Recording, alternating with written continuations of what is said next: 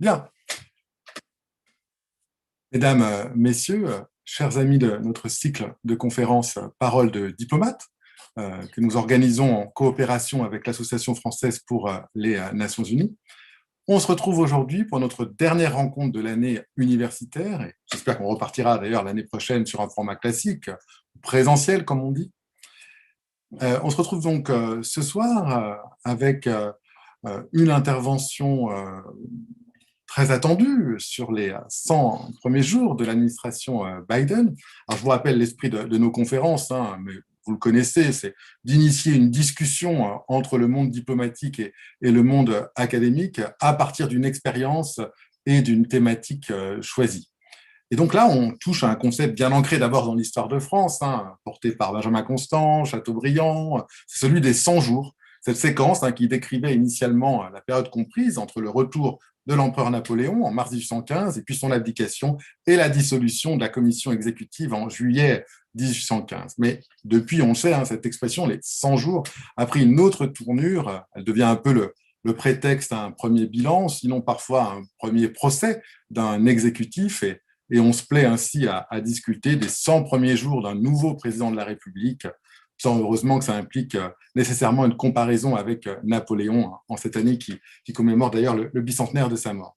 Donc aujourd'hui, nous allons évoquer les 100 premiers jours du 46e président des États-Unis, puisque le démocrate Joe Biden vient en effet de passer ce cap à la Maison-Blanche. Alors, c'est peu dire qu'il était attendu au tournant, compte tenu, entre autres, de peut-être trois défis immédiats. D'abord, trancher avec la personnalité de son prédécesseur et peut-être part de son héritage, en particulier dans le domaine de la politique étrangère, tout en répondant aux tests que n'allait pas manquer de lui faire subir la Chine ou la Russie. Deuxième défi, certainement, c'est commencer à apaiser, tenter d'apaiser la profonde division de la société américaine, ou au moins essayer de ne pas l'aggraver, cette division sur les valeurs, sur l'identité, sinon sur la réalité des faits et des événements. Puis enfin, le troisième défi, encore plus immédiat, c'est celui de surmonter le poids économique et sanitaire de la pandémie de Covid-19 aux États-Unis, prolonger les contre-mesures nécessaires. Alors comment celui que Donald Trump surnommait Sleeping Joe prend à ce stade la mesure de ces défis, quid de ses marges de manœuvre, lui à qui on ne promet qu'un seul mandat et que certains voyaient déjà en lame duck président. Alors pour faire le bilan de ces 100 premiers jours, nous avons l'honneur et le grand plaisir d'accueillir M. Gérard Haraud, ambassadeur de France. Un mot sur votre parcours, si vous me le permettez, pour souligner la variété, la richesse de votre carrière. Après Polytechnique et l'ENA, vous avez choisi d'intégrer le corps diplomatique et parmi vos nombreuses affectations ou responsabilités au Quai, on retiendra notamment que vous avez été directeur des affaires stratégiques, ambassadeur en Israël, négociateur pour la France sur le dossier nucléaire iranien, représentant permanent de la France au Conseil de sécurité en pleine crise libyenne, je crois, ambassadeur aux États-Unis entre 2014 et 2019, puis conseiller diplomatique d'Emmanuel Macron lors de sa campagne présidentielle. Vous êtes donc non seulement un fin connaisseur de la scène politique américaine, mais aussi un spécialiste de certains dossiers clés de politique étrangère, que ce soit du Moyen-Orient, de la lutte contre la prolifération en particulier. Et puis j'ajoute, si vous et ne m'en voulez pas, que vous êtes aussi connu pour ne pas avoir votre langue dans votre poche, et on est d'autant plus heureux de vous accueillir dans ces circonstances. Et d'ailleurs, chacun a pu apprécier vos chroniques sur France Inter lors de la campagne présidentielle, puis votre livre, bien sûr, Passeport diplomatique, 40 ans au Quai d'Orsay chez Grasset. Voilà, je crois qu'on ne pouvait pas espérer une meilleure expertise sur ce sujet que la vôtre. Et donc, encore une fois, Monsieur l'ambassadeur, merci infiniment d'avoir accepté notre invitation pour nous présenter depuis New York vos observations sur les 100 premiers jours de l'administration Biden. Alors, je vais vous céder la parole pour une intervention d'une quarantaine de minutes tout au plus. L'idée, c'est vraiment de laisser un temps d'échange important et merci à cet égard aux spectateurs de bien vouloir utiliser l'outil questions et réponses proposé par Zoom pour solliciter pour notre intervenant, pour lui poser une question, pour faire un commentaire. Je vous demande simplement de bien vouloir vous présenter et d'indiquer le sens de votre question ou de votre commentaire. Voilà, n'hésitez pas à passer par cet outil et je pense en particulier à nos étudiants présents ce soir. Un dernier mot pour saluer le président de l'AFNU, Bernard Millet, ma collègue Alexandra Novoselov, ainsi que Jérémy Mercier et Kevan Piram pour leur concours et l'organisation à mes côtés de cette rencontre. Voilà, monsieur l'ambassadeur Haro, c'est à vous. Merci beaucoup. Merci beaucoup, monsieur le professeur, de votre accueil et bonjour à tout le monde. Donc, depuis New York, nous pouvons en tout cas dire que les 100 premiers jours de Biden ne se terminent pas par le désastre absolu et absurde que furent les 100 premiers jours de Napoléon. C'est déjà ça. Cette aventure a coûté à la France assez cher. Ne le souhaitons à personne. Vous avez en effet indiqué très clairement quels sont les nombreux défis auxquels faisait face au moment de son inauguration Joe Biden, dont on a pu dire qu'elle était peut-être la plus importante inauguration ou présidence depuis l'élection de Franklin Delano Roosevelt au début de 1933. Vous avez aussi indiqué les 3 crises, et donc je vais me référer à ces 3 crises, et de manière, je dirais, positive pour 2 d'entre elles, et en revanche, pour signaler à quel point la 3e reste là et pèsera sur l'ensemble du mandat de Joe Biden. Les 2 crises où nous voyons le bout du tunnel, c'est évidemment la crise sanitaire, où la campagne de vaccination est un grand succès. Nous devons être aujourd'hui à peu près à 250 millions de doses. Les États-Unis vaccinent au rythme de 3 à 4 millions, de 3 millions à peu près par jour. Et on voit le nombre de décès du Covid baisser de manière très substantielle. On était à 3 ou 4 000 morts il y a 2 mois et nous sommes désormais aux environs de 800 morts. Et nous constatons plus ou moins le même phénomène que l'on a vu en Israël, que l'on voit aussi au Royaume-Uni, c'est-à-dire le succès de la campagne de vaccination. On peut espérer être à la fameuse immunité de groupe au moment de l'été. Le pays rouvre. Nous le sentons déjà à New York, mais peu à peu, les contraintes sont levées, l'économie revient. Deuxième raison d'être optimiste, et alors là, très franchement, c'est l'économie. Les chiffres sont excellents. N'oublions pas que l'économie américaine était dans un excellent état en janvier 2020. Entre nous, mais là, ce n'est pas un débat, mais entre nous, je suis convaincu que sans le Covid, Trump aurait été réélu. La situation était excellente. Comme d'habitude, l'Amérique sombre très rapidement, mais rebondit tout aussi rapidement. C'est à la fois le coût et l'avantage du système. Les prédictions de croissance sont de l'ordre de 7 à 7,5% pour 2021 et de 5 à 5,5% pour 2022. Les États-Unis pourraient retrouver le niveau de 2020 dès le début de 2022. L'économie crée rapidement des emplois et dans tous les contacts que je peux avoir, dans tous les milieux, le sentiment est très clairement que l'économie est repartie, l'économie rebondit. N'oublions pas que le choc du Covid a été un choc extérieur. Ça n'a pas été un accident de la machine économique, c'est un choc extérieur qui, de surcroît, a surtout frappé le secteur des services. Et donc, il n'y a pas eu beaucoup de destruction de capital. Le capital productif n'a pas été vraiment atteint par la crise et donc, ça repart. Et vous connaissez ce pays, c'est un pays optimiste, à la légère différence de la France. Et donc, on sent partout ce sentiment, ça y est, on s'en sort. En revanche, la 3e crise, que vous connaissez, qui est la plus spectaculaire, la crise politique, eh bien, elle est plus que jamais là. Le pays est plus polarisé que jamais, entre d'un côté un parti républicain qui continue de dériver, disons-le, vers l'extrême droite, avec le triomphe des théories du complot. 70% des électeurs républicains croient encore que l'élection leur a été volée. Et le Parti républicain reste dans ses militants avec enthousiasme derrière Donald Trump. La direction du parti, qui à un moment, au moment de l'émeute du 6 janvier, s'était avait manifesté une certaine liberté de ton vis-à-vis du président sortant, s'est senti obligé d'aller à Canossa, de reconnaître de nouveau, de se rallier, de se réunir derrière Donald Trump. Donc vous avez, j'y reviendrai peut-être, mais là vous avez l'affirmation, la confirmation d'une mutation du Parti républicain, qui était un parti, je dirais, conservateur classique, obsédé par la rigueur budgétaire, par le libre-échange, par les valeurs morales. Eh bien, vous voyez que ce parti a été, je dirais, trumpifié, et il est devenu un parti populiste avec des vaches sacrées totalement différentes. Après tout, Trump avait fait exploser le déficit budgétaire en pleine période de croissance économique.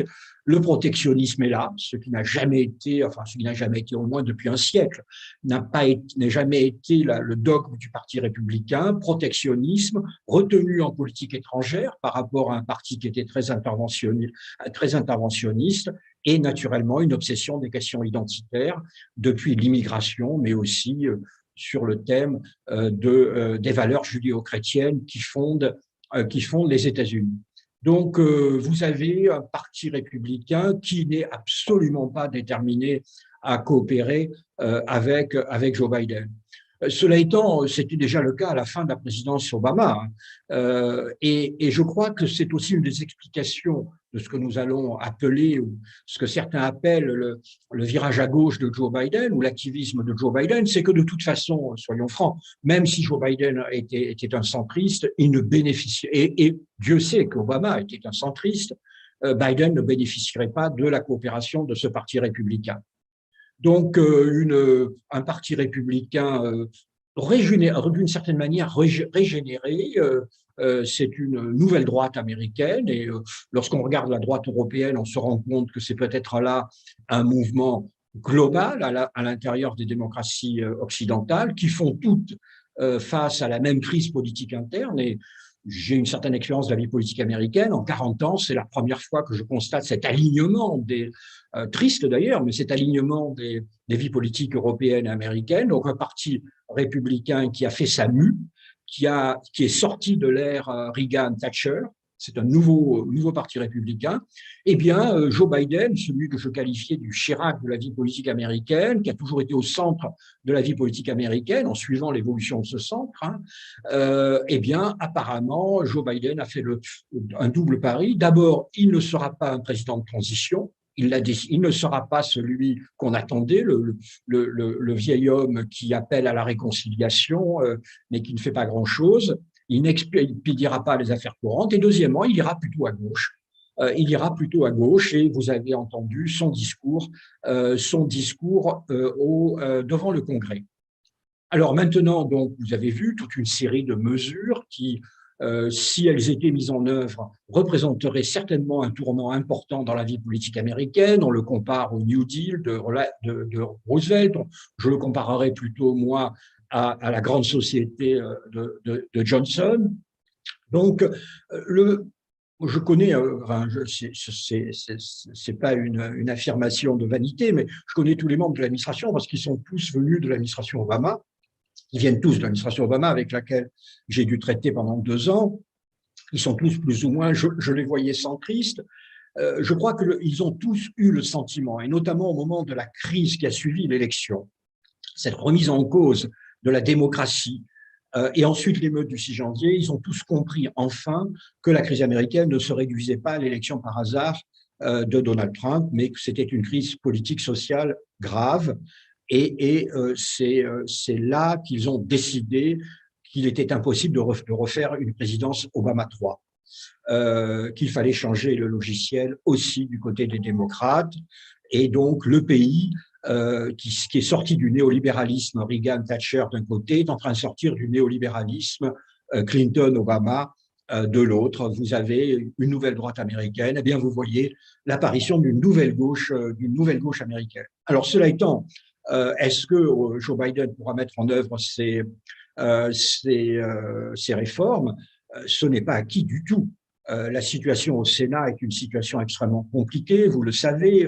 Avec le vice-président, théoriquement, ils ont 50, les démocrates ont 51 voix contre 50 républicains, mais il se trouve qu'il y a un sénateur de la Virginie occidentale, Manchin. Or, la Virginie occidentale a donné, je vous assure, 38 points d'avance à Trump. 38 points d'avance. Ça a été 60%. Ça a été, vous imaginez donc et Joe Manchin, que je connais bien parce il est proche de Washington, il est de Virginie occidentale, donc il était souvent à Washington. Joe Manchin est un conservateur qui aurait toute sa place au Parti républicain. Et donc, il a déjà annoncé son opposition à des propositions clés de Joe Biden. Ça, c'est pour les problèmes budgétaires, où il faut 51 voix, mais pour la plupart des autres lois, il faut 60 voix. Et comme je l'ai dit, le Parti républicain n'est absolument pas déterminé à coopérer avec les démocrates. Donc, on est loin aujourd'hui, d'abord, comme je l'ai dit, de l'apaisement des tensions politiques américaines qui reste extrême, mais on est loin également d'une coopération bipartisane au Congrès. Ce qui, d'ailleurs, paralyse l'ensemble du système, puisque le système américain, ce système présidentiel pur, suppose pour fonctionner une forme de coopération bipartisane, étant donné la règle que l'on peut changer d'ailleurs, mais la règle des 60 voix pour l'emporter. Donc, nous avons encore beaucoup de questions sur ce que sera la présidence Biden. N'oubliez pas qu'en 2022, vous avez déjà les élections législatives et il n'est pas du tout, mais pas du tout exclu que les républicains reprennent le contrôle de la Chambre et du Sénat. À la Chambre, on oublie souvent, à cause de la victoire de Biden, que les résultats législatifs, si j'ose dire, des républicains le 3 novembre sont bons. Les démocrates ont perdu 15 sièges à la Chambre, ils ont perdu un poste de gouverneur sur les 11 qui étaient en jeu, et ils ont considérablement amélioré leur présence dans les législatures d'État. Donc, ne pensez pas du tout que vous avez un parti républicain sur le déclin ou en recul. Non, le parti républicain est encore là. Et lorsque son objectif, et son objectif unique aujourd'hui, qui est la reconquête des chambres en 2022, n'est pas exclu, alors là, ça voudrait dire la fin de la présidence Biden. En d'autres termes, le brave homme serait appelé vraiment à inaugurer les chrysanthèmes. Alors, il est tout à fait normal que je commence par la politique intérieure, notamment pas à cause seulement de l'habitude, mais parce que plus que jamais, cette présidence Biden est une présidence de politique intérieure, une présidence de crise sanitaire, économique et politique. Et même en politique étrangère, le très brillant, je connais très bien un très brillant Conseil national de sécurité, Jack Sullivan, qui est un conceptuel, par ailleurs, l'a dit, la politique extérieure américaine sera une politique extérieure pour la classe moyenne américaine. Alors, qu'est-ce que cela veut dire? Cela veut dire tout simplement que face à la crise américaine, par la politique étrangère, les institutions doivent prouver qu'elles servent les intérêts du peuple américain. Donc, on n'est pas chez Kissinger, on n'est pas dans les grands calculs géostratégiques, l'horlogerie du monde. Non, on est quelque chose de plus, je dirais, de plus tribal. L'administration veut pouvoir dire aux Américains, eh bien voilà, nous faisons ça, eh bien cela a des conséquences directes et positives sur votre vie. Et donc, même la politique étrangère sera une politique orientée vers la politique intérieure. C'est en tout cas ce qui est affirmé. Alors, qu'est-ce que ça veut dire? Bon, d'abord, évidemment, comme tous les Européens en ont soupiré d'aise, il y a d'abord, tout simplement, un retour à la normale en termes de conduite de la politique étrangère. C'est-à-dire, nous avons eu évidemment une période très particulière, la période de Donald Trump, qui était liée pas seulement à sa personnalité, en partie à sa personnalité, mais aussi à ses idées. Vous avez une administration américaine qui en revient à une gestion, je qualifierais, de civiliser des relations internationales. Ça ne veut pas dire que les États-Unis renoncent à la défense de leurs intérêts nationaux, mais cela veut dire qu'ils le font dans les cadres habituels de la vie diplomatique. America First c'est pas scandaleux. Toute politique étrangère, et France d'abord, America first. Ce qui était choquant, c'était plutôt que ça voulait dire en réalité America alone, l'Amérique seule, que c'était l'ignorance, voire le mépris des alliances et l'hostilité aux organisations multilatérales, que ce soit les Nations Unies ou l'Union européenne.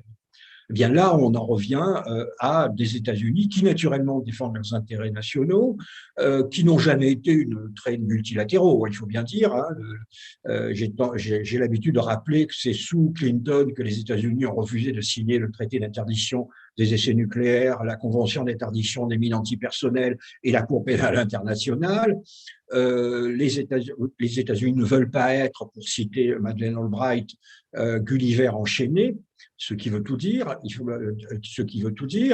mais cela étant, les États-Unis reconnaissent qu'ils ont des alliés, qu'ils ont des amis, et donc nos amis européens sont évidemment dans des transes de joie. Alors, avantage également, cela veut dire le retour des États-Unis. Alors, dans l'accord de Paris sur le changement climatique, mais ça, c'est parce que aussi le changement climatique est un objectif central à l'intérieur de la présidence américaine. Retour, longue négociation, je pourrais en parler en réponse à une question, mais c'est très technique, sur retour dans l'accord nucléaire iranien et aussi retour à l'Organisation mondiale de la santé, donc, et un dialogue avec les alliés qui, comme je l'ai dit, est beaucoup plus normal. Cela étant, Européens, ne vous réjouissez pas, les Américains ne sont pas de retour. Ils ne sont pas de retour pour deux raisons. D'abord, il y a une continuité d'Obama à Trump et de Trump à Biden. Les États-Unis ne veulent plus être les gendarmes du monde. En d'autres termes, les États-Unis, après il faut bien dire, les fiascos, les défaites d'ailleurs, que représentent l'Afghanistan et l'Irak, ont compris la leçon, et donc ils n'interviendront militairement que lorsque leurs intérêts vitaux sont en jeu. Obama n'est pas intervenu en Ukraine, il est à peine intervenu en Syrie, il a fallu lui tordre le bras pour qu'il nous soutienne en Libye. Eh bien, Trump a continué et Biden aussi. En d'autres termes, pour nous, Européens, pour ceux qui le souhaitent, les GIs ne sauteront pas sur Kiev, sur Damas ou sur Tripoli. Ce sont des sujets qui devront être traités par les Européens, puisque c'est avant tout des sujets d'intérêt européen. Donc ça, c'est la première raison. Les États-Unis, contrairement à Donald Trump, diront et très clairement qu'ils rempliront les obligations de l'article 5 du traité de l'Atlantique Nord, c'est-à-dire le traité de la défense de l'Europe. En d'autres termes, ils défendront les Européens, ils combattront aux côtés des Européens si les chars russes envahissent l'Estonie, ce qu'ils ne feront pas, mais l'article 5 est réaffirmé, mais ils n'iront pas au-delà. Et deuxième raison pour laquelle les États-Unis ne sont pas de retour en Europe, c'est évidemment que leur sujet, c'est la Chine, la Chine, la Chine. Les relations internationales seront structurées dans les 20 ans qui viennent par la relation sino-américaine. C'est elle qui va devenir la relation centrale des relations internationales.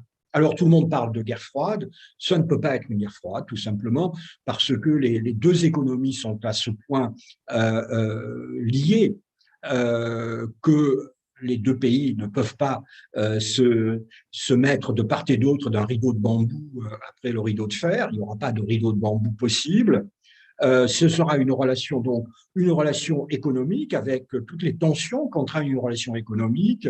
Les États-Unis vont sans doute rapatrier quelques activités stratégiques, mais lorsqu'on parle d'une relation qui porte sur des centaines de milliards de dollars, lorsqu'on sait que Apple produit 70% de ses productions en Chine, évidemment, il n'y aura pas de découplage entre les deux économies, ce qui évidemment est une différence centrale par rapport à la guerre froide. Et deuxième raison aussi, c'est que les pays asiatiques ne veulent pas être appelés à choisir.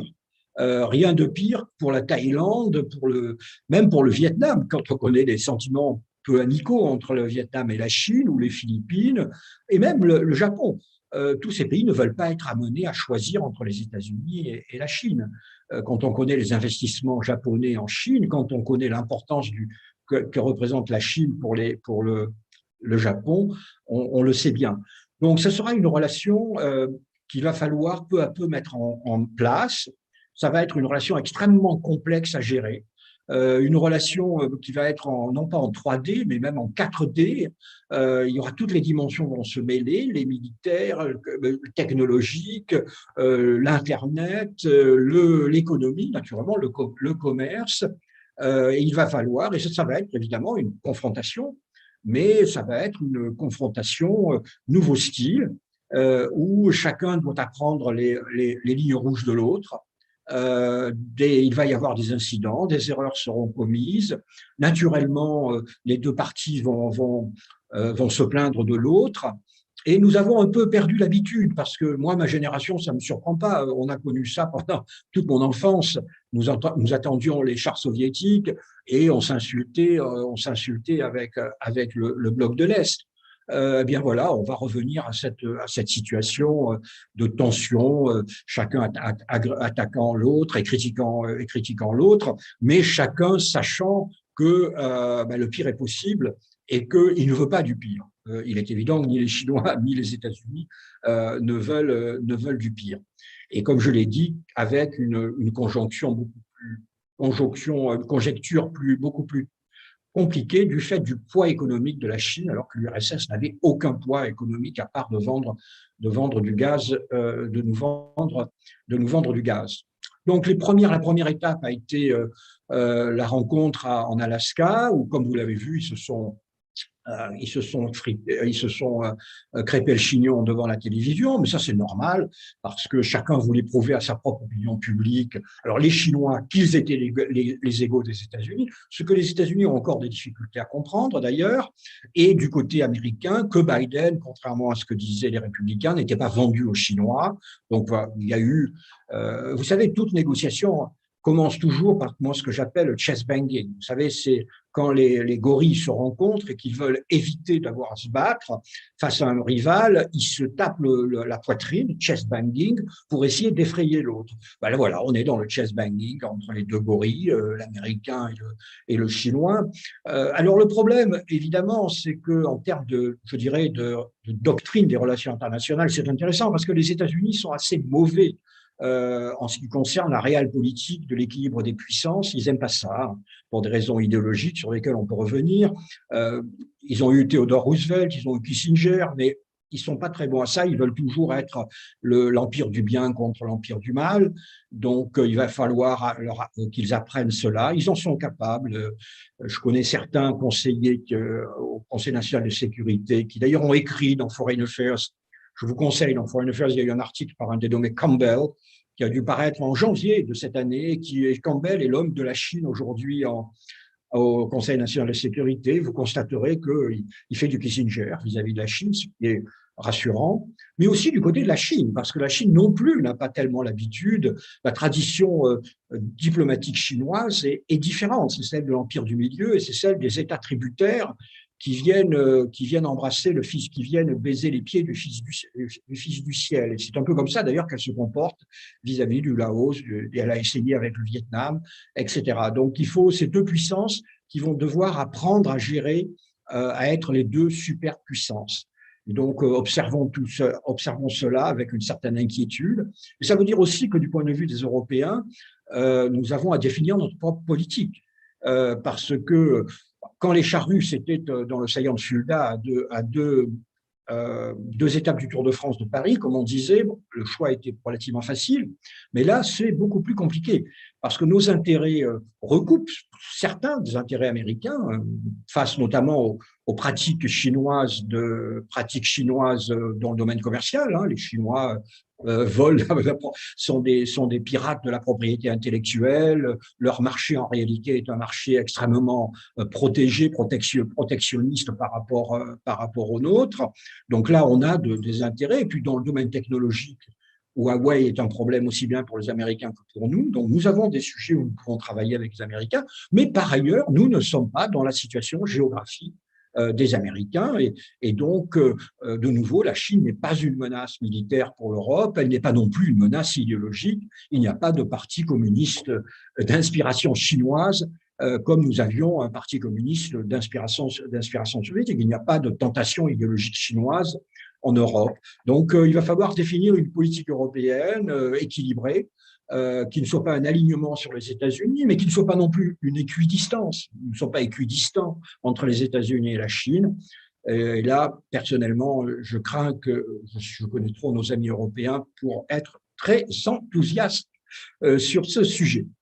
Enfin, quelques points, parce que vous poserez la question et vous me la poserez, donc je vais naturellement l'anticiper. Vous voyez bien que je ne couvre pas tous les sujets parce que ça prendrait beaucoup trop de temps. Un sujet qui intéresse tout le monde, je me demande souvent pourquoi, mais d'ailleurs, le Moyen-Orient. Le Moyen-Orient, vous avez posé la question, je vais y répondre. Alors, le Moyen-Orient, finalement, c'est une leçon de géopolitique. Et ça l'a toujours été. Je sais que tout le monde adore parler l'islamisme, le panarabisme, l'israélo-palestinien. En réalité, le Moyen-Orient, pour le comprendre, c'est simplement l'ennemi de mon ennemi et mon ami. Et vous avez quasiment 60 ans d'histoire du Moyen-Orient. Et donc aujourd'hui, qu'est-ce que c'est? Quelle est l'ennemi qui structure l'ensemble? Bien, puisque nos amis américains ont détruit l'Irak, qui était le barrage face à l'Iran, eh bien, le problème géopolitique, c'est que le grand pays de la région, c'est l'Iran, et cela, que ce soit une république islamique ou pas. La république islamique, ça dit quelque chose sur la méthode, mais même si c'était le Shah, l'Iran serait la grande puissance dans la région, et cela poserait un problème pour les autres États. Eh bien, que font les autres États? Ils font ce qu'on fait depuis 2000 ans en relations internationales, on équilibre. Et donc, l'ennemi de mon ennemi et mon ami, ça a rapproché les Émirats arabes unis, l'Arabie saoudite et Israël. Il n'y a là rien d'artificiel. Il y a là ce qui est sans doute le rapprochement le plus prévisible de l'histoire. Et donc, voilà, il y a. Alors, c'était pour des raisons diverses, c'était une liaison qu'on n'affichait pas jusque-là. Eh bien, la liaison. On a présenté donc on a présenté la petite amie aux parents, c'est devenu un mariage, et donc vous avez les fameux accords d'Abraham. Et de nouveau, les accords d'Abraham, c'est pas du tout une rupture, c'est la confirmation de 20 ans d'alliance dans les faits entre l'Arabie saoudite, les Émirats arabes unis, Israël face à l'Iran. Donc on a un équilibre dans la région, et non un équilibre militaire. Et les États-Unis, en gros, sont en train de dire, comme à l'époque de Trump, de dire, vous savez, nous, on n'a plus besoin de votre pétrole. C'est un fait, on exporte de l'énergie, donc évidemment que c'est important le Moyen-Orient, mais ça l'est quand même beaucoup moins qu'avant. Et donc, il se passe aussi ce qui est quasiment mathématique en relations internationales. Vous savez que l'Arabie saoudite vient de commencer, de quoi faire? Et vient de parler à l'Iran, évidemment. Voilà. Donc, les Saoudiens se résolvent à l'évidence. Les Américains ne feront pas le boulot pour eux.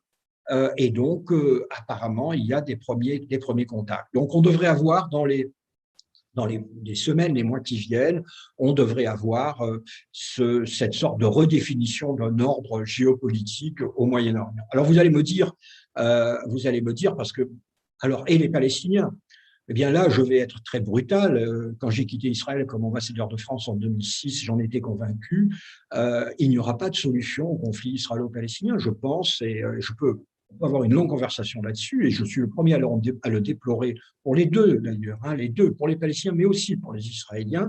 Mais nous avons atteint un point où aucun gouvernement israélien ne sera capable de céder la Cisjordanie, et que de surcroît, de leur côté, les Palestiniens sont tellement divisés qu'ils sont eux-mêmes incapables de proposer une solution unique, une solution au conflit. Et au moment où les pays arabes abandonnent, ils n'ont jamais vraiment soutenu la cause palestinienne. Ils ont instrumentalisé la cause palestinienne, mais ils n'essayent même plus aujourd'hui. Je pense que le problème israélo-palestinien sera plus ou moins la gestion du statu quo, de telle sorte que ce statu quo ne dégénère pas. C'est triste à dire, mais je ne vois pas aujourd'hui, personnellement, et j'aimerais avoir tort, évidemment, mais je ne vois pas aujourd'hui de scénario crédible d'une solution du conflit israélo-palestinien. Deuxième rééquilibrage qui est intéressant et qui prouve à quel point l'ennemi de mon ennemi est mon ami, c'est un rapprochement quand même assez surprenant entre les Émirats arabes unis et la Grèce, Chypre et Israël. Alors là, vous vous dites quel est l'ennemi, c'est assez facile, hein. L'ennemi, c'est évidemment la Turquie. Parce que vous vous rendez compte, les Émirats arabes unis, la Grèce, Israël et Chypre, là on ne peut pas parler de rapprochement idéologique, c'est tout simplement là aussi le problème de cette puissance turque dans la région et de la nécessité de l'équilibrer, d'autant plus que la Turquie manifeste ses ambitions depuis le Caucase, en Syrie, mais aussi, comme vous le savez, dans les eaux de la Méditerranée, parce que beaucoup d'observateurs n'ont pas noté que les prétentions territoriales de la Turquie dans les eaux méditerranéennes ont pour conséquence d'isoler Israël du reste de la Méditerranée, ce qui, en termes géopolitiques, est évidemment inacceptable pour l'État d'Israël. Voilà un petit peu rapidement sur le ton un peu provocateur qui est le mien, ma pensée sans doute, si j'avais le temps, plus nuancée que celle que je voulais présenter. Il y a toujours des nuances, mais j'ai voulu vous présenter ce qui est, je pense, l'architecture de ce qui sera, de ce que sera la politique étrangère de l'administration Biden. Dernier point, il y a toujours un dernier point, les droits de l'homme. Une administration démocrate est évidemment, par définition, défend les droits de l'homme, mais de nouveau, comme je l'ai dit, c'est une administration qui est quand même réaliste. Et je ne sais pas si vous avez noté que toutes les mesures sur les droits de l'homme qui ont été prises par l'administration sont des mesures qui se gardent de rompre le contact avec le pays concerné. Ce sont des sanctions individuelles. Alors évidemment, c'est dommage que quelques Chinois ne puissent pas aller faire leurs achats à New York pour Noël, mais et la même chose pour quelques Russes. C'est spectaculaire et c'est ce qui est recherché, hein, spectaculaire pour l'opinion publique américaine, mais en même temps, c'est prudent. Cela veut dire que cette administration, comme toutes les administrations démocrates qui l'ont précédée, continueront de parler au nom des droits de l'homme et de la démocratie, mais ne subordonneront pas leur politique étrangère à la défense des droits de l'homme. Ils savent bien que la Chine ne va pas devenir une démocratie demain et que néanmoins, il faut avoir une politique étrangère, il faut parler avec la Chine. Voilà. Merci beaucoup. Merci beaucoup à vous, Monsieur l'ambassadeur, pour cette analyse déjà très riche, très stimulante, hein, sur ces 100 premiers jours de Joe Biden, l'administration Biden, avec une présidence de crise, non pas, comme certains le présumaient, une présidence en crise, avec un baromètre quand même plutôt à gauche, avec un retour à la normale, entre guillemets, en politique étrangère, mais pas un retour à une grande stratégie d'hégémonie libérale, et puis tout ce panorama sur l'architecture générale de la politique étrangère américaine aujourd'hui. Donc ça fait beaucoup de sujets sur lesquels on aimerait rebondir, hein, que ce soit en matière de politique interne, avec voilà, les check and balances, peut-être les sujets sur lesquels Biden sera le plus testé, l'immigration notamment, et puis des sujets plus centrés sur la politique étrangère, l'accord sur le nucléaire iranien, la question de la Chine. On attendait là aussi un petit peu, après le credo pivot d'Obama, le credo indo-pacifique de Trump, comment allait se positionner Joe Biden. Là, il me semble qu'il s'engage ici dans la défense de cet espace libre et ouvert, avec peut-être la question du découplage économie sécuritaire et le rôle pivot de l'Inde, mais on pourra y revenir. Leçon à tirer pour l'Europe. Et puis le multilatéralisme, alors il y a quand même a priori quelques évolutions importantes, la volonté affirmée de revenir au sein du Conseil des droits de l'homme, un certain nombre de sanctions prises contre des responsables de la Cour pénale internationale qui ont été levées, et puis bien sûr peut-être un sujet sur lequel on pourrait revenir, qui est le climat, où semble-t-il il y a les évolutions les plus intéressantes, vues de loin en tout cas, en matière de politique étrangère. Donc j'invite vraiment les spectateurs à ne pas hésiter à utiliser l'outil questions et réponses que vous propose Zoom pour solliciter un commentaire ou une réaction de notre invité. Il y a déjà deux questions. La première est celle d'une doctorante, Madame Dounia El Mansaoui, qui est doctorante et qui travaille sur le discours politique américain, et qui, je résume un peu grossièrement sa question, qui s'interroge sur déjà l'identification d'une doctrine Biden sur en particulier ce qui fait l'identité américaine, et on sait que c'est un sujet particulièrement testé et clivant aujourd'hui. Donc la doctrine Biden sur l'identité américaine, Ouais. peut-être on peut commencer par ça, Voilà. si vous le souhaitez. Alors, c'est amusant parce que tout au long de la présidence Trump, nous avons eu un débat féroce au sein de l'ambassade à Washington entre, en gros, d'un côté l'ambassadeur, de l'autre les jeunes diplomates.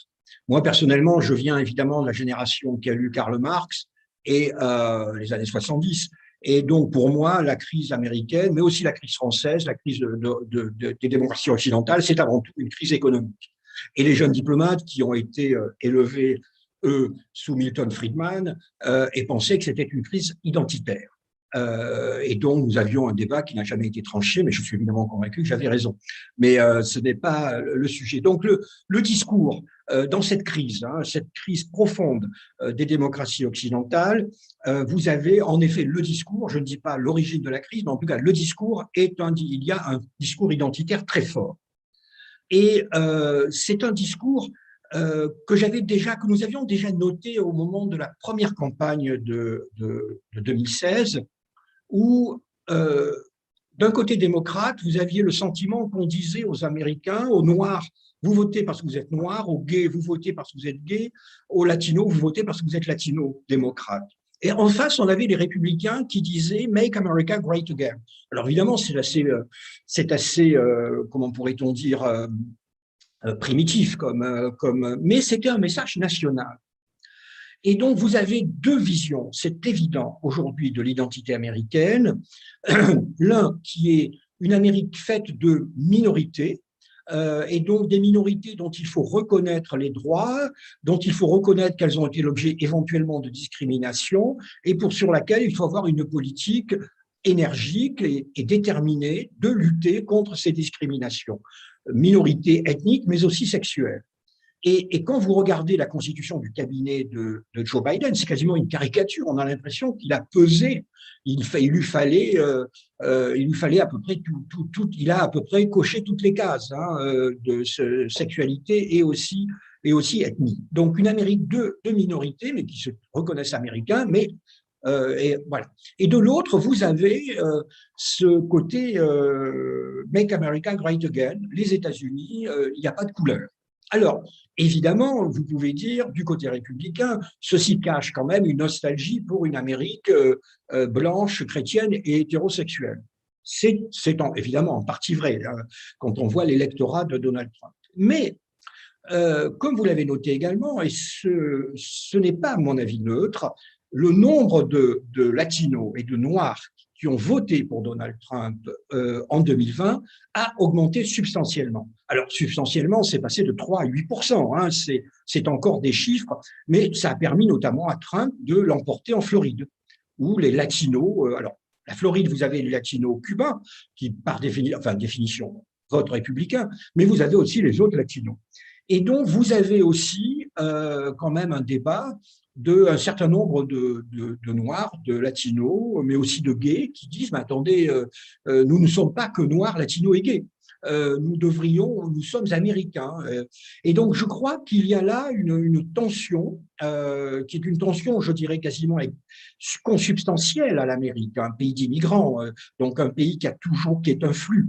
Vous savez, souvent, je dis la différence entre les États-Unis et la France, c'est que les États-Unis sont un flux et la France une sédimentation. Voilà. Et donc, cette tension est peut-être plus forte que jamais, en particulier parce que c'est la perte de la majorité par les Blancs. Depuis maintenant 7-8 ans, la majorité des enfants qui naissent aux États-Unis, la majorité ne sont plus blancs. Ils ne sont plus blancs. Alors, vous savez, blancs au sens caucasien, au sens américain, les latinos ne sont pas des blancs au sens américain. Donc, vous avez là une vraie tension identitaire et donc un vrai discours. Alors là, de manière très frappante, ça m'avait déjà déjà, j'y avais pensé en 2016, j'en avais d'ailleurs parlé au sortant de l'équipe d'Obama. Vous avez un sujet qui pour moi est assez curieux, mais qui est d'une certaine manière un sujet qui est le point quasiment d'application de l'attention, c'est le problème des transgenres. Franchement, alors vous allez penser que je n'ai absolument aucune sensibilité, je respecte les personnes, mais les transgenres, c'est quand même quelque chose comme un pour 10 000 dans la population. Et c'est devenu une sorte de sujet qui est, comme vous le savez, qui est permanent, qui apparaît en permanence pour les toilettes, le sport.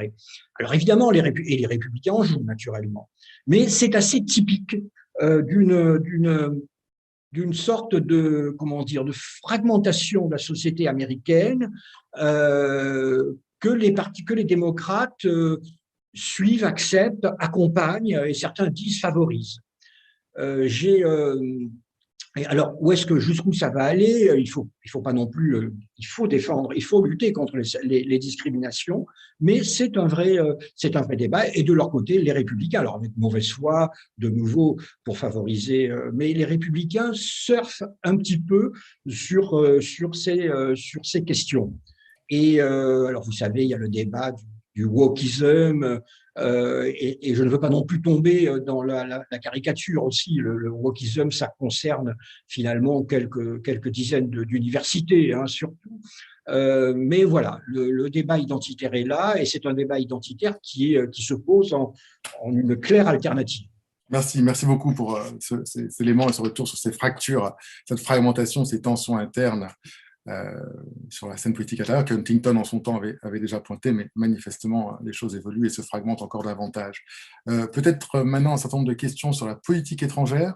La première de l'ambassadeur Michel Fouché que je salue et qui vous sollicite sur la Russie et l'Ukraine plus particulièrement. Alors, très clairement, la Russie ne figure pas parmi les premiers sujets de la politique étrangère américaine. N'oubliez pas que c'est l'équipe d'Obama qui est là, hein, et ça pèse. Elle arrive, elle a, comme on dit en américain, elle a du bagage, et elle considère qu'elle a essayé le reset en 2009 avec Poutine. Elle considère plus ou moins, j'en ai parlé à peu près à tout le monde, en gros, pour être brutal, qu'il n'y a pas grand-chose à attendre de la Russie. Voilà, ajoutons l'erreur capitale qui a été celle de Poutine d'essayer d'intervenir dans les élections présidentielles en 2016 et 2020 et contre Biden, les assassinats, etc. Il y a donc du côté américain le sentiment que voilà, il n'y a rien à attendre. En même temps, comme je l'ai dit, les Américains ne vont pas engager une confrontation avec la Russie pour la simple raison que les États-Unis considèrent que leurs intérêts ne sont pas en jeu, leurs intérêts centraux ne sont pas en jeu. Donc, autant que Poutine ne dépasse pas les lignes rouges, les Américains, de leur côté, ne vont pas chercher des poux, si j'ose dire, à Poutine. Mais il faut quand même que Poutine respecte un minimum. Donc, si vous avez vu, à un moment, il y a eu des bruits, je ne reviendrai pas sur cette crise qui est tout à fait particulière, qu'il aurait pu y avoir une invasion de l'Ukraine par l'armée russe. Alors là, les Américains ont dit non, là non. Mais en même temps, les Américains ne vont pas aller se battre pour la reconquête du Donbass. Vous savez que Biden connaît très bien l'Ukraine et en particulier, il a essayé sous Obama de lutter contre la corruption en Ukraine.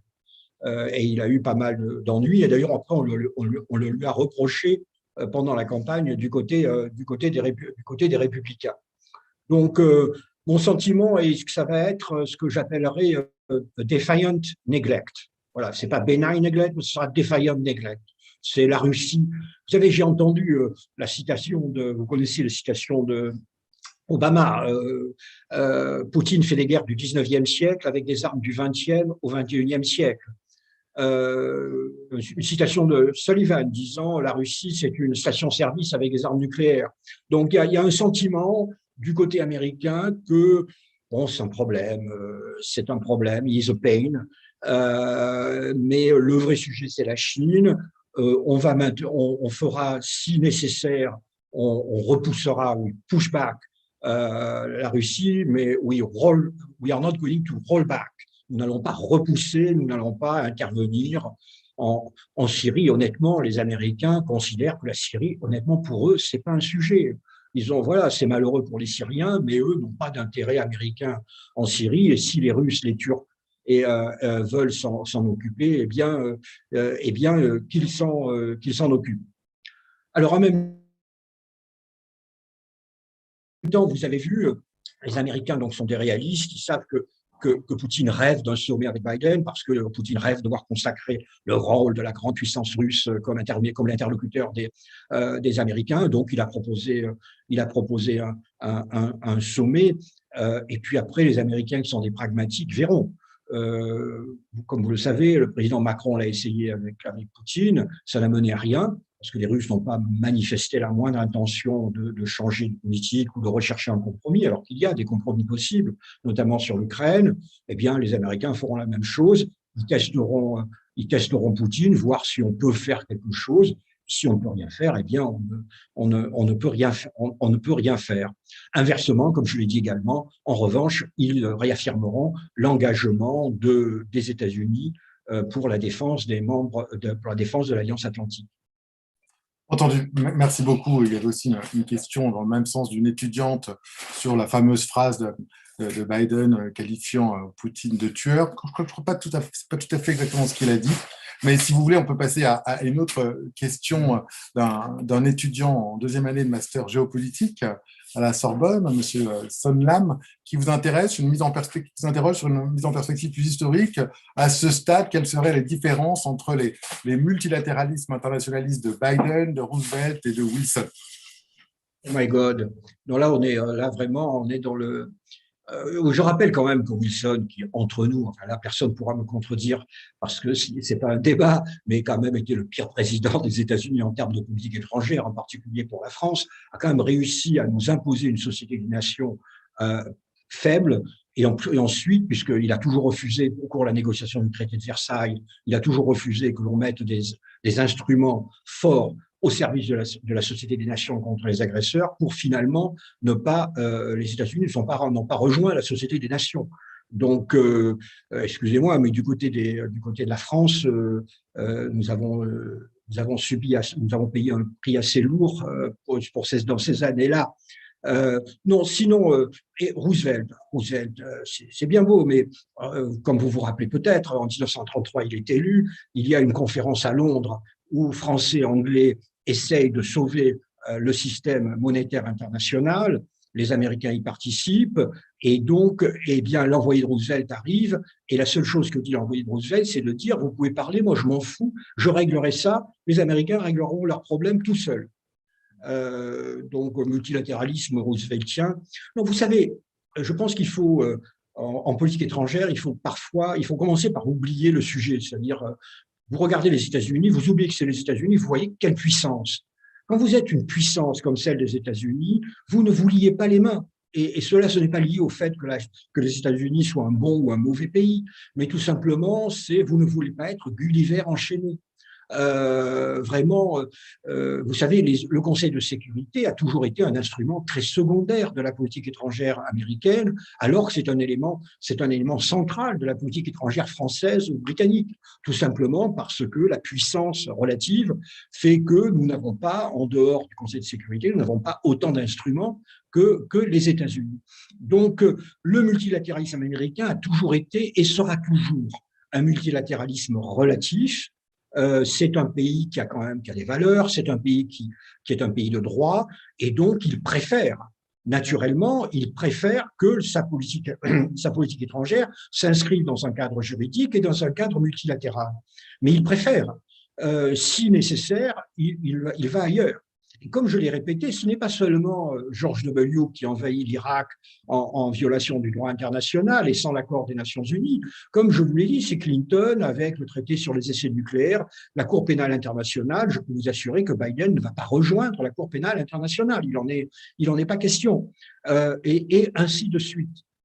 Donc, le multilatéralisme quand vous regardez la réalité, par exemple les Nations Unies, le Conseil de sécurité n'a jamais fonctionné entre 1949, en gros, n'a quasiment pas fonctionné entre 1949 et 1990. Tout simplement parce que l'URSS, les États-Unis, ne voulaient pas que le Conseil de sécurité se mêle de leurs affaires. Et il n'intervenait que lorsque les deux superpuissances, par miracle, étaient d'accord. Pendant des années, le Conseil de sécurité se réunissait une fois par mois pour fixer son ordre du jour, qui était vide. Voyez, donc ne rêvons pas.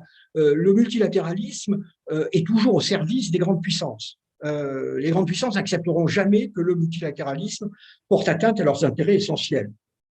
Le Myanmar, la Chine n'acceptera jamais que les États-Unis, que les Nations Unies interviennent au Myanmar. Le Sri Lanka, à une autre époque, au moment de la crise de 2009, la Chine aussi. L'URSS, la Russie, pardon, a fait la même chose en Ukraine, elle fait la même chose en Syrie, et les États-Unis ont fait la même chose au profit d'Israël ou en Irak. Donc le multilatéralisme, c'est une manière, je dirais, de civiliser un petit peu la vie internationale, mais il ne faut pas rêver. Il ne faut pas rêver. La réalité restera toujours derrière le jeu des puissances. Le multilatéralisme, c'est une manière de mettre tout le monde autour de la table et d'essayer et ça peut marcher, de trouver des intérêts communs. Vous voyez, vous avez les intérêts nationaux, mais vous avez aussi les intérêts communs de l'humanité. Et là, ça peut marcher. Et le très bon exemple, c'est la COP 21. La COP 21, ce que la France a fait, c'est tout simplement de mettre autour de la table tout le monde, et pas seulement d'ailleurs les États, mais aussi les grandes entreprises, les grandes villes, et leur dire, bon voilà, nous avons un intérêt commun. Il y a un intérêt commun de l'humanité. Lutter contre les pandémies pourrait être notre intérêt commun. Lutter contre évidemment le changement climatique, mais lutter contre aussi le problème des océans, etc., etc. Il y a lutter contre le terrorisme en ligne ou les problèmes de criminalité en ligne.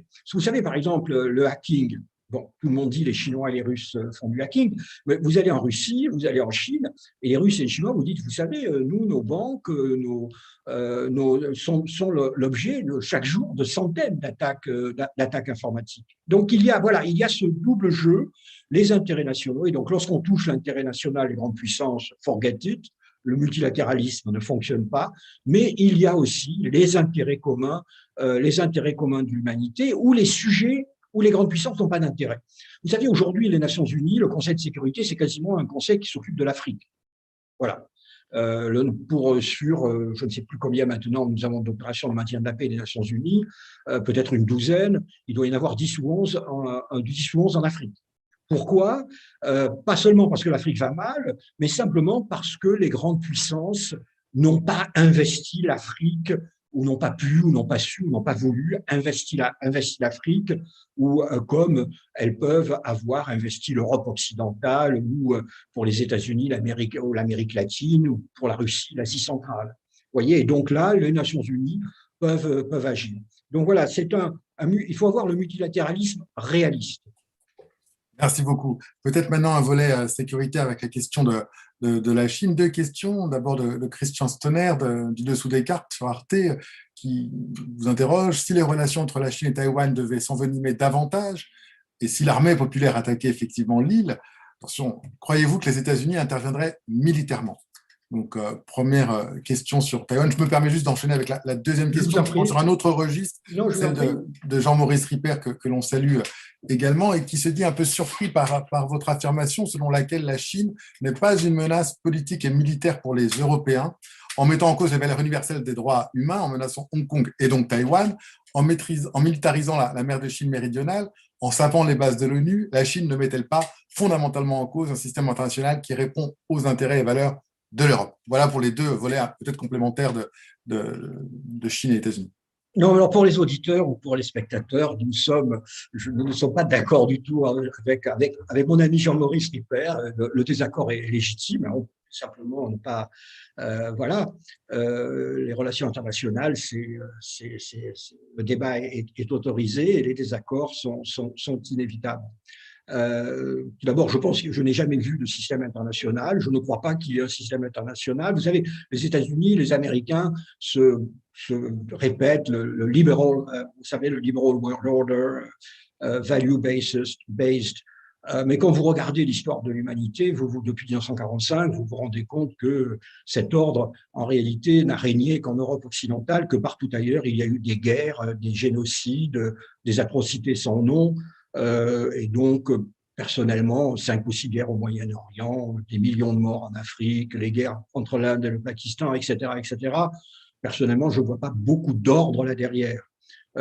C'est l'Europe occidentale qui est toute surprise de connaître la période de paix la plus longue de son histoire.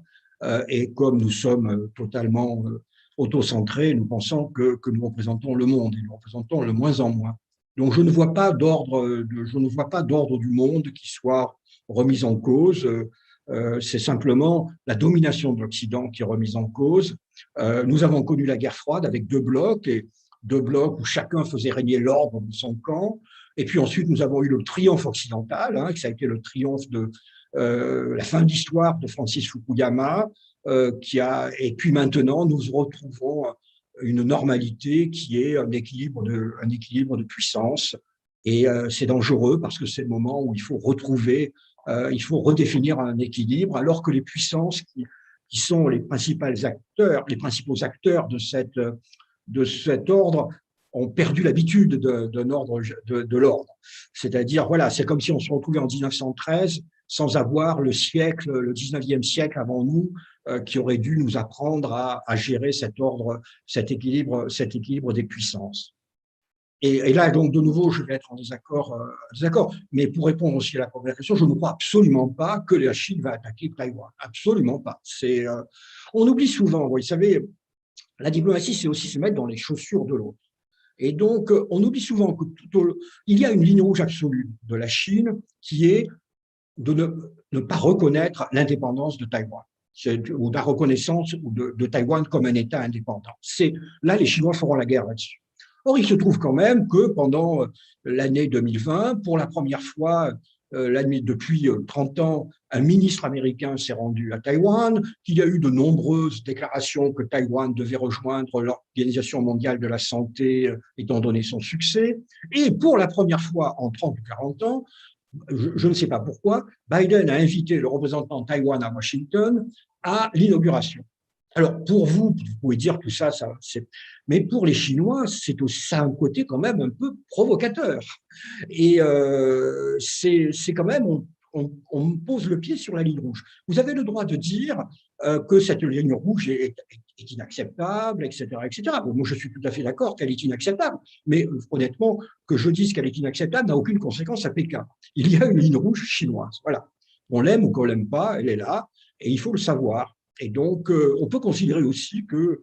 Et donc, honnêtement, si la Chine attaque Taïwan, c'est l'effondrement de l'économie mondiale. La Chine est dépendante de cette… Vous savez, Trump avait compris quelque chose de central.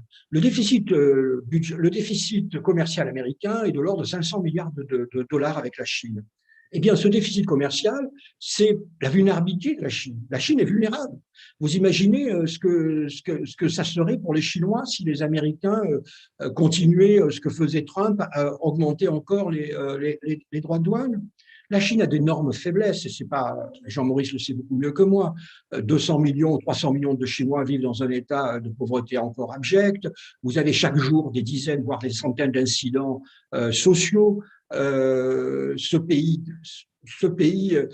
il y a quelque chose parfois, je trouve un peu, je parle des Américains en particulier, un peu raciste de penser que la Chine ne commet pas d'erreur, n'a pas de problème. Vous voyez, comme si le Chinois travaillait 20 heures par jour, ne prenait pas des vacances et rêvait tous les jours de dominer le monde. Ben non, la Chine, c'est un pays qui est en train de subir une explosion nucléaire démographique, avec 100 systèmes de santé et 100 systèmes de retraite.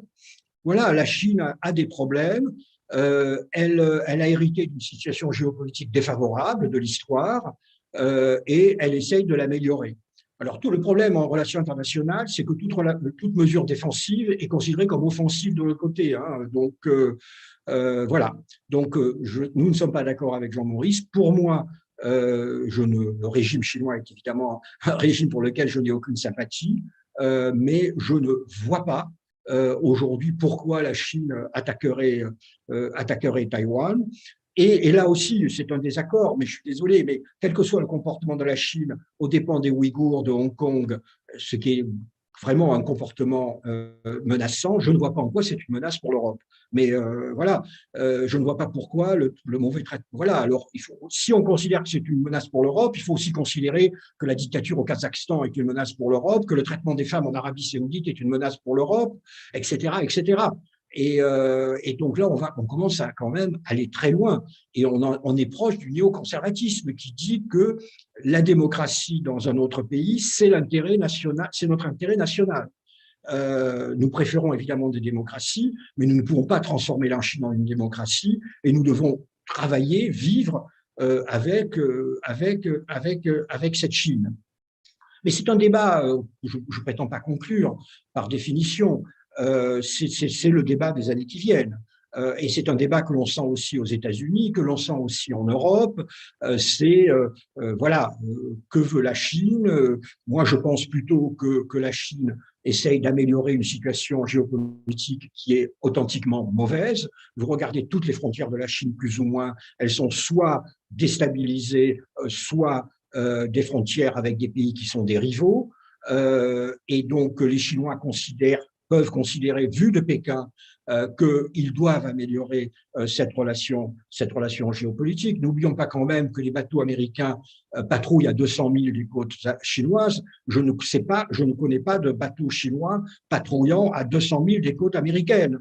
C'est vraiment souvent j'ai remarqué à nos amis américains, que diriez-vous s'il y avait un commandement militaire chinois à Mexico? Il y a un commandement militaire américain au Japon. Donc, il y a aussi ce sentiment. Alors, évidemment, quand vous êtes du côté américain, vous vous dites, bon, oui, c'est normal, hein, les Américains à Tokyo ne menacent personne.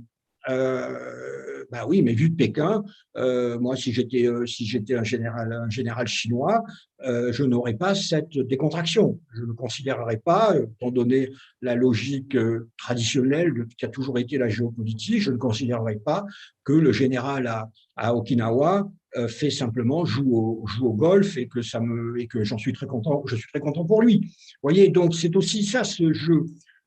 Il faut essayer de comprendre ce que l'autre pense, même si nous pensons qu'il a tort, hein, parce que de nouveau, dire le général chinois a tort n'a aucune importance, puisque de toute façon, il ne va pas nous écouter.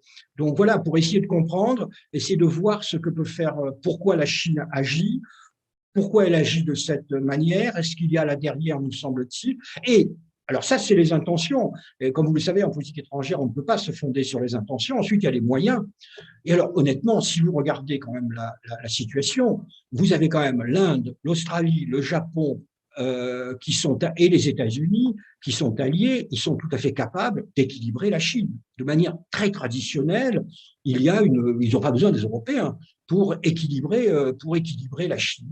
La Chine est devenue une grande puissance, de manière très classique, l'ennemi de mon ennemi est mon ami. Les Australiens, les Japonais et les Indiens se sont rapprochés avec l'aide des Américains. Les Américains sont derrière. Il y a des dizaines de bases américaines en Asie. Donc, on est là, je trouve qu'on est dans une situation difficile à gérer, compliquée, mais assez traditionnelle finalement. Merci beaucoup. Bon, on entend cette disputation sur la question des réactions aux valeurs, avec peut-être quand même des marges de manœuvre à trouver entre l'ingérence et puis l'indifférence, mais on pourra en reparler plus tard. Peut-être deux ou trois questions, si vous voulez encore, avant de clore cette session. Une autre question sur un sujet que vous connaissez très bien, qui est l'accord de Vienne.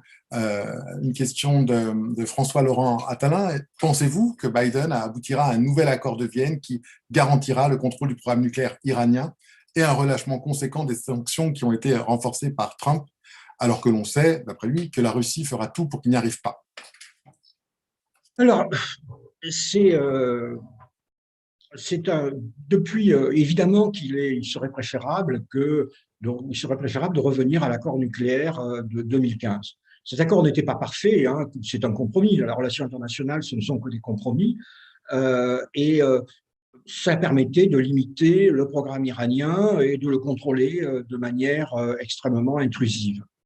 Trump en est sorti, il a essayé une autre politique, il a déclaré la guerre à l'Iran. Jamais dans l'histoire de l'humanité on a eu des sanctions à ce point dévastatrices sur un pays. Il a même prouvé, ce qui à mon avis est inquiétant pour l'avenir, qu'on pouvait faire la guerre sans tirer un coup de feu. La puissance américaine, souvent j'entends les gens dire ah ben comment l'Europe n'a rien fait, mais que voulez-vous faire? Lorsque les États-Unis disent aux entreprises vous avez le choix entre le marché iranien et le marché américain, les entreprises européennes n'hésitent pas 15 secondes. Voilà, c'est ça la vie réelle. Et puis lorsque vous interdisez l'usage du dollar, puisqu'après tout c'est votre monnaie nationale, la monnaie nationale américaine, voilà, donc qu'est-ce qu'on fait même, vous ne savez peut-être pas, mais la crise de 2008 a encore, de manière assez paradoxale, puisque c'est le système financier américain qui nous l'a imposé, mais la crise de 2008 a encore renforcé la domination du dollar et a, d'une certaine manière, cassé l'ascension de l'euro comme monnaie internationale. Donc les sanctions ont été dévastatrices, ont été imposées. En 2019, je crois que l'Iran a perdu 9% de PNB. Et à l'intérieur, le régime est un régime à bout de course, une dictature à bout de course, mais qui a sans doute le soutien de 20% de la population. Mais l'Iran a tenu. L'Iran a tenu. Et naturellement, les États-Unis ayant imposé des sanctions, l'Iran s'est senti libéré de l'accord nucléaire, ce qui est tout à fait logique de sa part, et a repris de l'enrichissement, d'abord à 20%, et puis on nous annonce qu'on commencera à 60%. Or, il faut savoir que, bon, pour avoir une arme nucléaire, il faut de enrichissement à 90%, mais il faut savoir que c'est une clé qui n'est pas celle que vous pensez, c'est-à-dire que lorsque vous avez enrichi à 20%, vous n'avez pas fait 20% du chemin, mais la moitié du chemin. Et quand vous avez fait à 60%, vous avez fait les 4/5e, voire les 5/6e du chemin. Donc, ils sont beaucoup plus proches de 90% que ce qu'il ne paraît. Et donc, on risque de se retrouver, si on ne retrouve pas le chemin de la négociation, face à l'alternative que nous voulions éviter, de bombarder l'Iran ou une bombe iranienne. Voilà. Et donc, c'est la raison pour laquelle il faut revenir dans l'accord nucléaire iranien. En réalité, ce sera très difficile. J'ai toujours pensé que ce serait très difficile pour plusieurs raisons. D'abord, manque de chance, il y aura une élection présidentielle iranienne au mois de juin.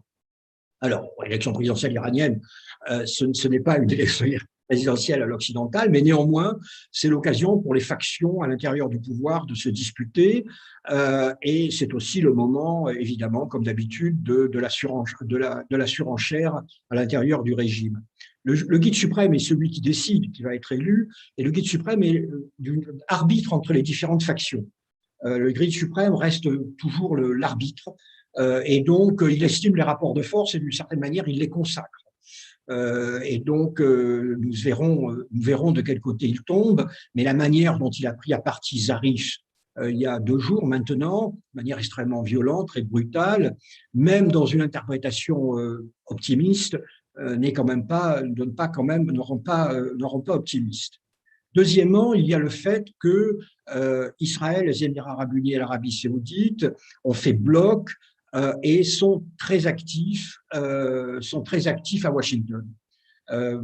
Quand l'accord 2015 avait été signé, en tant qu'ambassadeur de France, avec mes collègues britanniques et allemands, nous avons fait beaucoup de lobbying dans les couloirs du Congrès. Mais nous ne faisions pas du lobbying auprès des républicains, parce que les républicains, comme je vous le disais à l'époque d'Obama, mais c'est aussi le cas aujourd'hui, sont absolument intransigeants dans l'opposition à tout ce que fait l'administration. Non, c'était du côté des démocrates. Il y avait beaucoup de démocrates, et notamment le sénateur Menendez. Alors, il faut savoir que le sénateur Menendez, aujourd'hui, est président de la Commission des Affaires étrangères du Sénat. Et il est très opposé à l'accord. Et vous n'avez peut-être pas vu, mais il y a 2 heures, alors qu'il y avait un texte qui était en discussion de relations internationales, il a introduit un petit amendement dans le projet qui dit que tout accord, qu'il soit un traité international ou un accord, doit être soumis au Sénat.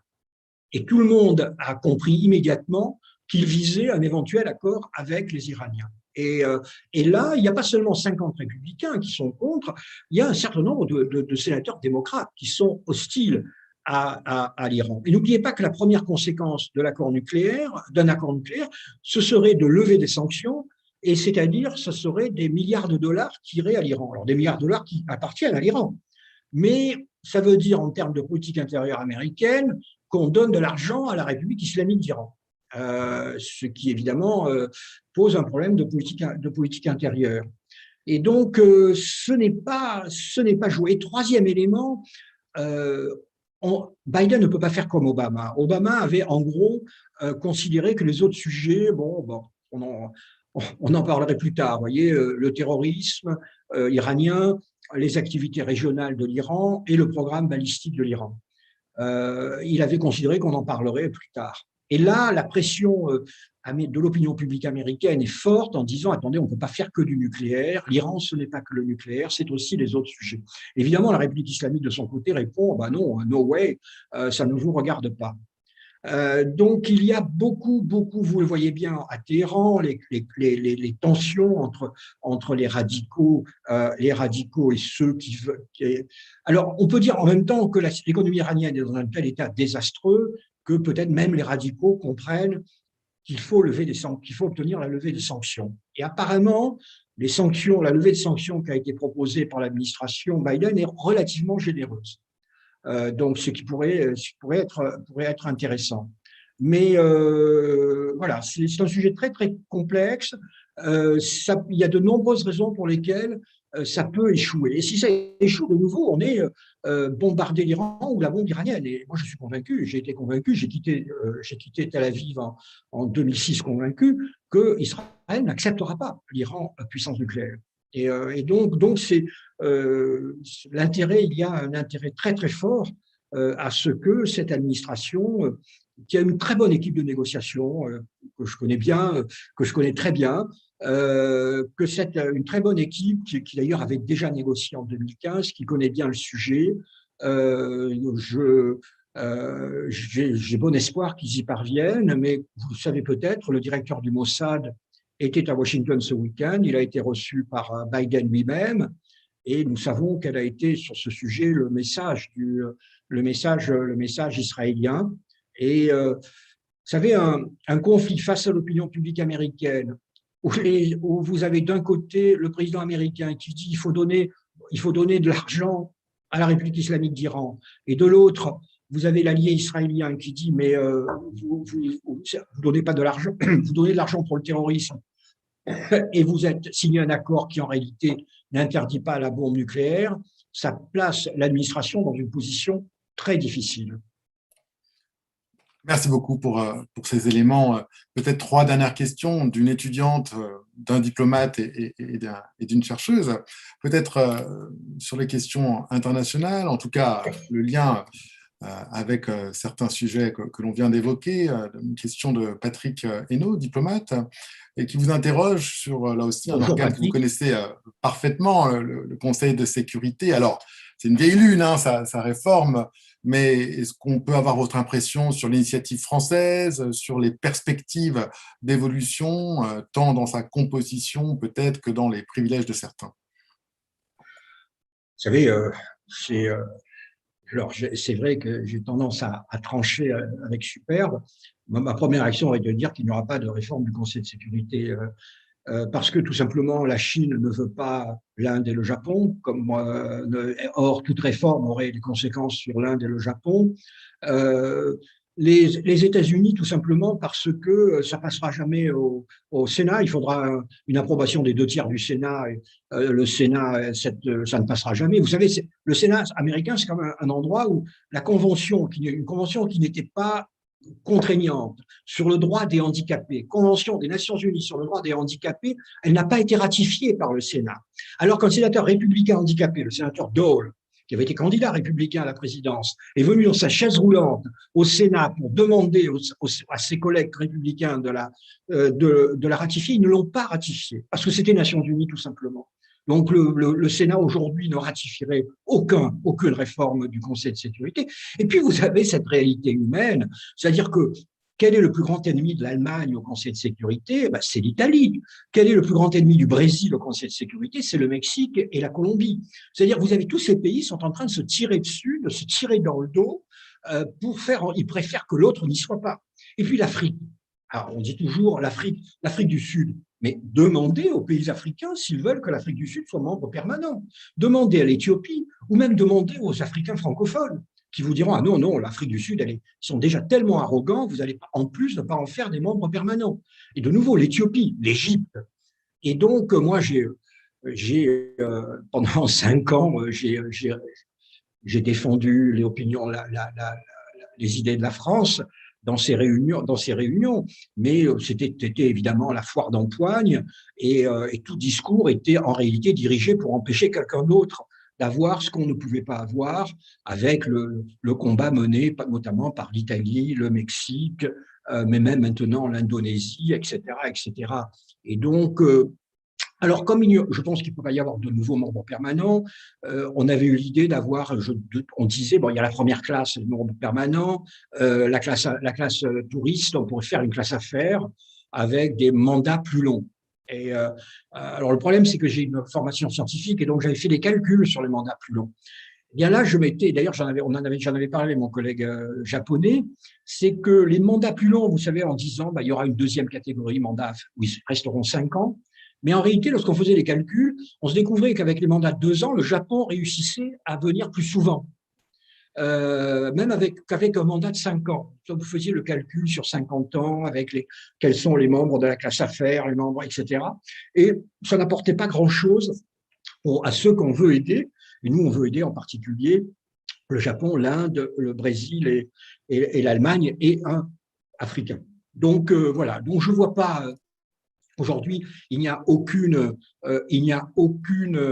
dynamique de changement, de réforme du Conseil de sécurité, ce qui évidemment est regrettable parce que ce Conseil est le reflet de 1945 et donc ne reflète plus l'équilibre des puissances. En même temps, les grands pays comme l'Inde, le Brésil, etc., réussissent quand même à revenir beaucoup plus souvent que les autres. Donc, vous savez que le seul groupe qui pose des problèmes pour le Conseil de sécurité, c'est le groupe occidental, parce que nous sommes incapables d'avoir une organisation des candidatures. Pourquoi? Parce que nous avons des micro-États, le Liechtenstein, Monaco et Andorre, qui refusent d'être en dehors d'une éventuelle rotation. Et nous avons aussi des États comme les Pays-Bas qui refusent de reconnaître à l'Italie et à l'Allemagne qu'elles pourraient revenir plus souvent. Et donc, le groupe occidental est le seul où il y a de vraies élections. Les autres, en général, tous les autres groupes désignent leurs candidats au Conseil de sécurité. Et de nouveau, les grands pays sont beaucoup plus présents au Conseil de sécurité que les autres. En ce moment, d'ailleurs, il y a l'Inde. Et moi, j'ai eu l'Inde aussi au Conseil il y a une dizaine d'années. Merci beaucoup. On va pas ouvrir un autre débat sur la légitimité des membres permanents actuels au Conseil de sécurité, mais peut-être qu'il y a aussi matière à relativiser le procès qu'on fait traditionnellement à ces membres permanents. Peut-être 2 dernières questions comme prévu pour glisser sur des sujets, pour revenir et boucler la boucle sur des sujets de politique interne, mais qui ont évidemment une dimension internationale très forte. Une première question d'Éléonore Ray, qui est étudiante dans le Master Relations internationales ici à Paris 2 et qui s'interroge sur la position de Joe Biden à l'égard des GAFAM et cette recherche, cet appel à la régulation que l'on peut entendre ici et là. Quelle sera sa position à l'égard des GAFAM? Et puis un autre sujet clé aussi, c'est l'immigration, une question de ma collègue et amie Alexandra Novoselov. Comment voyez-vous l'administration Biden gérer la question de migratoire à la frontière sud, voilà, et puis comment au-delà régler la question des 12 millions de sans-papiers. Je crois que c'était aussi une de ces promesses de campagne. C'est peut-être sur ces 2 thématiques, si vous voulez bien, que l'on peut conclure cette session. Alors, sur l'immigration, c'est évident. De nouveau, c'est intéressant parce que les mêmes questions se posent en Europe et vous avez le même embarras, je dirais, des candidats progressistes sur la gestion de cette question. Les États-Unis, comme les pays européens, vivent cette sorte de paroxysme identitaire avec l'immigration comme point au-delà du raisonnement. Quand on parle de l'immigration aux États-Unis comme en Europe, on est au-delà du raisonnement, même souvent au-delà de l'humanité. mais c'est un fait. Et donc, vous avez vu qu'il y a eu une mini-crise à la frontière, un accroissement des arrivées des migrants, tout simplement parce qu'ils se sont dit, évidemment, Biden, ce sera plus facile, Trump nous avait été quand même assez décourageant, et immédiatement, c'est devenu un sujet central avec tous les républicains allant sur la frontière en criant à l'invasion, à l'invasion. Les chiffres ont été des chiffres totalement beaucoup plus modestes, mais immédiatement dans les sondages, ça s'est senti. Immédiatement dans les sondages, vous avez une majorité d'Américains qui disent aujourd'hui que, à cause de Biden, il y a une crise migratoire. Et donc, vous avez ce déchirement de tout pouvoir progressiste. D'un côté, naturellement, ils ont décidé de mettre un terme aux politiques les plus inhumaines conduites par Trump, notamment la séparation des enfants des parents. Enfin, il y aura mais vous imaginez, il y aura des centaines d'enfants qui ne retrouveront jamais leurs parents. C'est monstrueux. C'est vraiment. Mais vous avez en même temps, vous avez des milliers d'enfants qui sont seuls à la frontière parce que beaucoup sont envoyés seuls justement par leurs parents. Donc il y a, on sent bien une tension même au sein de l'administration, de l'administration, entre ce que j'appellerais évidemment les réalistes politiques qui disent bah, attendez, on ne peut pas ouvrir les frontières, on a une élection, une élection législative en 2022. De manière très très frappante, vous avez les latinos de la vallée du Rio Grande. Le Rio Grande est du côté américain et peuplé en majorité de latinos. J'y suis allé, c'est quasiment une zone mexicaine. Eh bien, ces gens-là viennent de dire en bloc, nous, on va voter républicain. Parce que les républicains, comme vous le savez, en général, les immigrés qui ont franchi la frontière, après, ils sont prêts à fermer la frontière derrière eux, la porte derrière eux. Et donc, voilà, ils disent, ah ben non, c'est plus vivable, c'est plus possible, le Rio Grande, etc., etc. Et donc, vous avez une administration qui, à l'évidence, est extrêmement embarrassée entre les valeurs d'humanité, les gens qui se noient, les enfants, les promesses d'élection. Vous avez le cas, vous avez notamment, avant les illégaux, hein, vous avez aussi ce qu'on appelle les dreamers. Vous savez, ces enfants qui ont toujours vécu aux États-Unis, mais qui sont fils d'illégaux, mais qui ont toujours vécu aux États-Unis, qui parfois ne parlent même pas l'espagnol, mais qui n'ont aucun statut, et auquel Trump avait refusé, ils sont 2 ou 3 millions, je crois, avaient refusé même l'accès à la nationalité américaine. Vous avez évidemment les pressions de la gauche démocrate, et vous avez les craintes électorales. Donc, on voit d'ailleurs que c'est un sujet sur lequel l'administration hésite, tâtonne. Au début, l'administration n'avait pas augmenté, par exemple, comme vous le savez, les quotas d'admission, et ça a été changé. De même que l'administration maintenant respecte les conventions internationales sur l'asile. Mais voilà, pour le moment, c'est 100 jours, hein, mais je pense que vous avez identifié le problème qui, sans doute, en termes politiques, est le plus difficile à gérer pour Biden et peut-être aussi le plus dangereux à gérer pour Biden parce qu'il ne peut pas y avoir de solution parfaite, il ne peut pas y avoir de solution réaliste. En tout cas, de toute façon, il ne convaincra pas les républicains. Et c'est un sujet sur lequel, comme vous le savez en France aussi, il est facile de faire de la démagogie, n'est-ce pas, dès qu'il y a un crime commis par un latino, enfin, etc., on est dans le domaine de la démagogie et vous êtes dans un secteur où, avec un parti républicain qui ne recule absolument pas devant cette démagogie. Vous savez qu'à un moment, Rubio, sénateur de Floride, avait essayé, sous Obama, de parvenir à un accord bipartisan sur l'immigration. Ils étaient arrivés plus ou moins à un texte qui était quand même un texte assez dur, hein, mais un texte qui essayait de résoudre la question. Eh bien, c'était les républicains qui l'avaient fait échouer. Les républicains ne veulent pas de solution à ce problème parce que pour eux, c'est évidemment un cheval de bataille qui est un cheval de bataille tout trouvé dans cette hystérie identitaire qui traverse les États-Unis comme elle traverse nos propres pays. L'autre question, excusez-moi, la vieillesse est un naufrage, c'était quoi la première ? C'était sur les GAFAM. Alors là aussi, hein, nous sommes dans nous sommes face aux contradictions, mais tout gouvernement, toute administration a ses propres contradictions, et en plus avec la complexité du sujet. Vous savez, ce qui est intéressant, c'est de constater, par exemple, deux choses.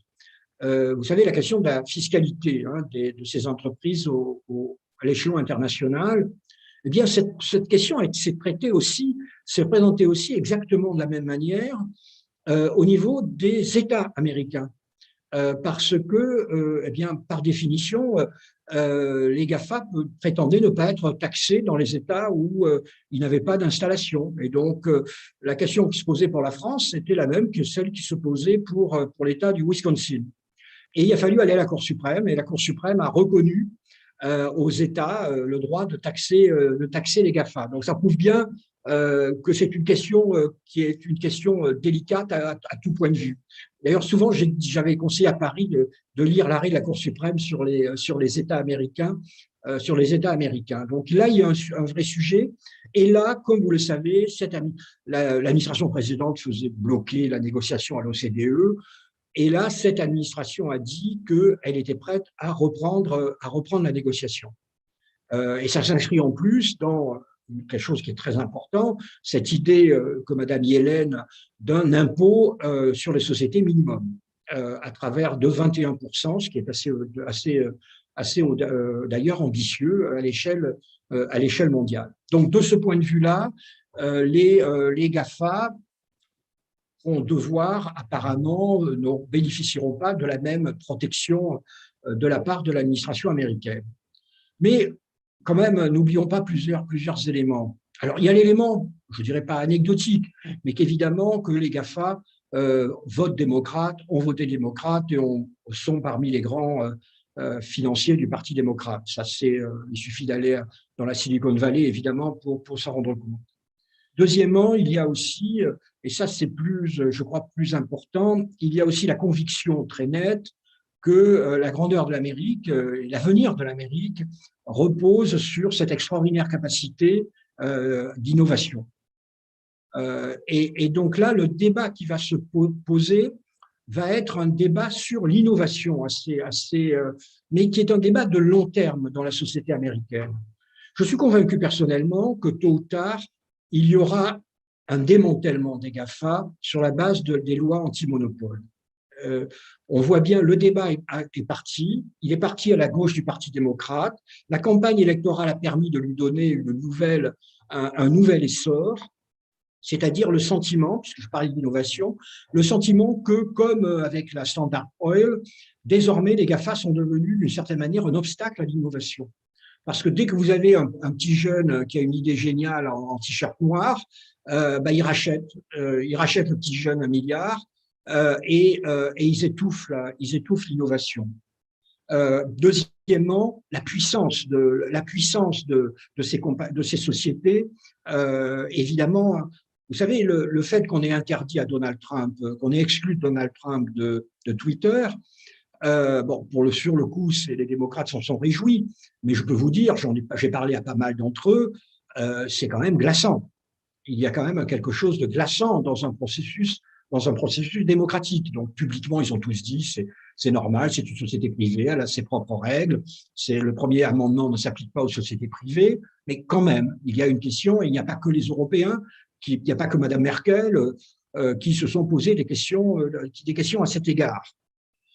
Le problème, c'est que démantèlement, on peut démanteler la Standard Oil en faisant des Standard Oil par État, c'est ce qu'ils ont fait, mais comment allez-vous démanteler Google?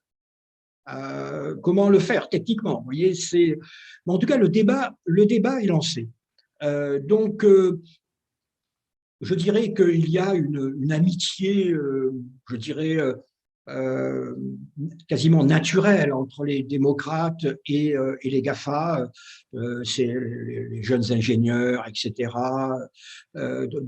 Mais il y a aussi potentiellement, et les gens du GAFA le connaissent, il y a aussi quand même des tensions potentielles. Et là, par exemple, vous avez aussi le cas particulier de Jeff Bezos ou d'Elon Musk, l'explosion de leur fortune. explosion de leur fortune au moment, à l'époque du Covid. Donc voilà, toutes ces questions sont là dans la société américaine. Je pense que ça prendra, qu'on ira au-delà du mandat de Joe Biden, hein, je pense, mais c'est une question de société qui est là. Elle est posée et elle est extrêmement complexe, aussi bien politiquement, économiquement que techniquement. Mais l'histoire, il y a une histoire américaine, hein, face au monopole, et il est difficile de ne pas considérer qu'on s'approche du monopole dans certains cas. Dans certains cas. Bien, bah écoutez, merci beaucoup. Je crois qu'on arrive au terme de cet échange, de cette rencontre, hein. Je voudrais de nouveau vous remercier pour la qualité et la franchise de vos observations. On retiendra donc des éléments d'évolution, l'administration Trump par rapport à l'administration Biden par rapport à l'administration Trump, hein, que ce soit sur la question d'immigration, que ce soit la question de la crise sanitaire, des éléments de continuité toutefois, en particulier en politique étrangère sur l'axe Indo-Pacifique, et puis des éléments d'incertitude sur les GAFAM, sur le Moyen-Orient et sur bien d'autres sujets. Je crois qu'en tout cas, on est tous mieux armés à présent pour apprécier la suite de ce mandat et d'autres échéances, et en particulier celle de 2022. Merci encore, Monsieur l'ambassadeur, pour la qualité de vos propos et pour votre réactivité à nos échanges. Merci à tous les spectateurs pour leur attention. Juste deux rendez-vous pour conclure. Notre cycle reprendra en octobre prochain avec le 4 octobre Jean-Marie Guéhenno pour parler ONU et évolution des conflits, et puis le 18 octobre Michel Duclos pour parler de la situation en Syrie. Voilà. Puis-je dire un mot, je vous en prie. Seulement un seul mot pour dire, je ne suis pas la pitié. Et donc, par définition, je peux me tromper. Et donc, par définition, vous avez non seulement le droit, mais je dirais même le devoir de contester ce que je dis. Merci, en tout cas, ça a été un plaisir. Merci. Merci à vous et bon après-midi à New York. Au revoir. Au revoir.